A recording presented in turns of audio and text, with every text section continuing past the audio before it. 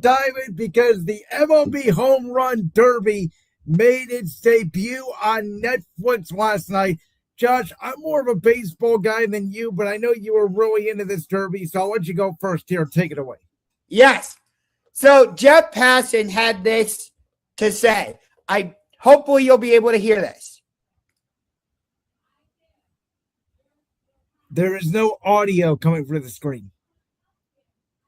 Dang it.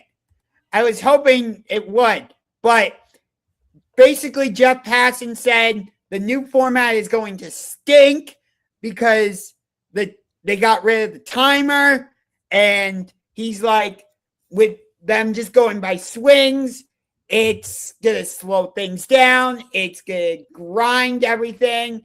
And I quoted this and sent a tweet to him. You can read what I said, but I'll read it out loud anyway.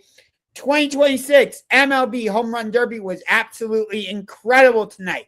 The format didn't feel slow or clunky at all. In fact, it added so much more drama and excitement to the Derby, and it made every swing feel more important than the last. So there's that. There we go. But I loved the Home Run Derby last night. I thought it was fantastic. You know, I had to make the choice. Do I watch Monday Night Raw? Do I watch Home Run Derby? It was no decision. I wanted to see the Home Run Derby. I loved that the Philly crowd booed all the other competitors, and they went nuts for Bryce Harper and Kyle Schwarber. It was just an awesome atmosphere to see, and I loved it. I want them to keep this format. Yes, the ads were a little annoying, like, you know, ad 1 of 7. Okay, maybe Netflix could cut those down a little bit. Whatever. Not a big deal to me. But by only having a certain amount of swings, it added more urgency. It added more drama. Like, did I hit enough home runs? It's not, oh, I only have 3 minutes. Yay. Like, that, no. What I got last night was I got really invested. I'm like, I want to see these matchups. You know, when we got into the final, Schwarber hits 11, and you're like, that's got to be enough. Jordan Walker just comes up, plays the villain role, and just goes out and embraces that Philly crowd, and I loved it. I really did. This was the first time in a while I can truly say I was invested in the Home Run Derby. So I have a lot of thoughts. Number one, I've never been a big fan of the Home Run Derby because I've never gotten the appeal of just watching guys swing at baseballs that are thrown in like lollipops and hitting them out of the ballpark. It used to be entertaining television just to hear Chris Berman yell, back, back, back, back, back, back, back, back, back, back, back, back, back, go on. But we don't even get that anymore. I agree with you that the old timing system did not work. I agree with you. This system was a lot better in terms of that they add a certain number of swings. Now, I would have liked it personally. Again, I don't know why we feel the need to tweak things in life when things work. Don't fix what isn't broke. And to me, the old system where you got 3 outs to as many homers as you possibly could, and it didn't matter the swings, and there was no time limit, was very simple, and everybody could understand. Because the one rule that I think to a casual viewer, if you're just tuning in and out of a commercial or something that maybe you wouldn't understand, is that a round cannot end on a home run. So you may have one swing wide, but if you keep hitting homers all night, you could do it until you get it out. I didn't love that. I think if you're going to keep the swing thing, you got to keep it, pretty plain Jane. This is the amount of swings. Once you use those swings, that's your number, the end. Now, I was back and forth. Unlike you, I actually didn't have to make a choice between Raw and the Home Run Derby because I could actually watch both. Watch a segment of Raw, would go watch a couple batters, would go back and watch a segment of Raw, would go and watch a couple of batters, and I was fine with it. I did not like the commentary at all. It was very bland. I thought Netflix had a beautiful picture. I thought the graphics were great, but their baseball booth, their commentary, the random Ellie Duncan, Albert Pujols, Barry Bonds thing didn't work for me at all. It felt very forced, and that's where I think this home run derby missed a little bit. And I didn't think ESPN did a great job with the derby either. Again, maybe it's just my old school thinking, and I just want Chris Berman back simply calling bombs. The home run derby should be simple. It should not be this elegant, broadcast production that I think the NBA is also fallen into with their All-Star weekend, which is also why I've turned on that. By the way, think about this. We actually got like star caliber players wanting to be in the home run derby. It's not like we got rookies and no-name players. No, we got Bryce Harper, Kyle Schwarber. We've had Juan Soto in there. Shohei's been in it. Like, guys want to be in the home run derby. Unlike certain dunk because contests. There's really, it's very rare. I know it's happened before, but it's very rare where a player gets hurt in the home run derby. You're not swinging very hard because they're popping the pitch in. You're pretty much taking batting practice, which again, I don't get the appeal of it. It's not for me, but I understand why so many baseball fans love it. I do. Yeah.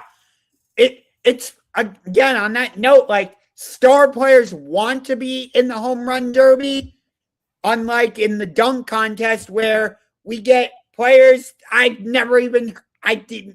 didn't know, like G League players or like bench guys. You're like, who is that? Like, why? Speaking of All-Stars, the best game, undeniably, out of all of the All-Star games, takes place tonight on Fox, where the American League takes on the National League. A tradition like no other. Do I wish they brought back the winner would host the World Series? Yes, I do. I agree, very much so. But I will say this. The one thing baseball has going for it is, unless you are doing like a home run derby like they had to do last year in extra innings because they don't want guys participating in extra innings in the All-Star game for some reason. But unless you're like lobbing the ball over the plate, it's really hard to not try hard in baseball, because if you don't try hard, you're going to get cracked in the head with a 110-mile-per-hour ball coming right at you right at the middle of the field. So it's sort of a built-in advantage, and it's like, hey, we're going to play a real baseball game and see which league has the better team this year. Yeah, I'm very much in agreement with you. I wish that they would bring back the stipulation of whoever wins gets home field advantage in the World Series. I loved it. And I guess like you don't even have to bring that stipulation back, but I like all, and again, I know Brandon, it's an all-star game. Yes, but everybody has competitiveness in their nature. Don't you think people would be more competitive if you put like even a money prize on the line? Like, hey, everybody on the team that wins, you get an extra, I don't know, $2 million incentive, which for some of those guys, because baseball is different. It's not like the NBA. In baseball, you have to have one representative from every team be on so either like Mike Trout, even though the Angels stink, or, somebody from the Royals, like a Whit Merrifield, or somebody from the Athletics. Like, somebody's got to represent you on your team. Some of those guys, $2 million be more than they're making down in the minors. By the way, I love that with the MLB All-Star game that every team has at least one representative. You kind of have to because of rosters. I'll be honest, I don't love it because, again, it is the word all-star, and to me, you do have to earn it. And I think the fan vote, I've said again, I'm very consistent. You are probably so sick and tired of me saying this because I've said it for 3 years. Fan voting for All-Star games is stupid and dumb because fans have biases, but it is designed for fun, so go wild. It doesn't hurt my feelings. How about that? If I see, for example, Cade Smith, if he didn't make the All-Star game, it wouldn't hurt me. Yeah. Did you see the story about Zach Wheeler? Like he's been one of the most dominant pitchers in MLB this season, and he got snubbed from the All-Star game with the National League. And then Major League Baseball tried to throw him like "oh, we're sorry" type of token by saying, "Oh, well, now we'll invite you to the All-Star game." And he said, "No." And I was totally fine with that.